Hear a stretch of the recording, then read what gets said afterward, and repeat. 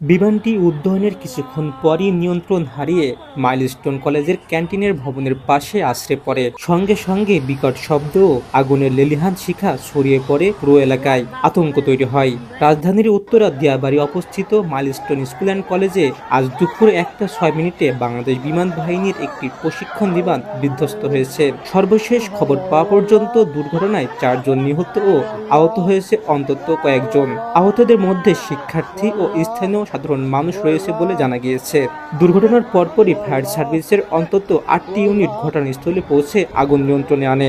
এছাড়া উদ্ধার কাজে অংশ নেয় সেনাবাহিনী ও বিজিবির সদস্যরা। গুরুতর আহতদের হেলিকপ্টার ও অ্যাম্বুলেন্সের মাধ্যমে দ্রুত হাসপাতালে নেওয়া হয়।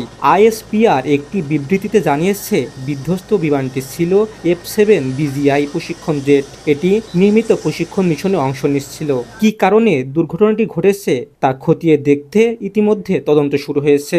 বর্তমানে ক্যাম্পাসে অতিরিক্ত নিরাপত্তা জোরদার করা হয়েছে এবং শিক্ষার্থীদের নিরাপদে সরিয়ে নেওয়া হয়েছে।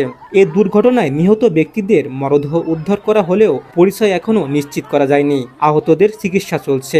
সংশ্লিষ্ট কর্তৃপক্ষ জানিয়েছে, ঘটনার প্রকৃতি কারণ উদ্ঘাটনের একটি উচ্চ পর্যায়ে তদন্ত কমিটি গঠন করা হয়েছে। অন্যদিকে প্রধান উপদেষ্টা সহ বিভিন্ন রাজনৈতিক দলের নেতারা শোক জানিয়েছেন। Shafayet Hossain Shaon, voice of tiger.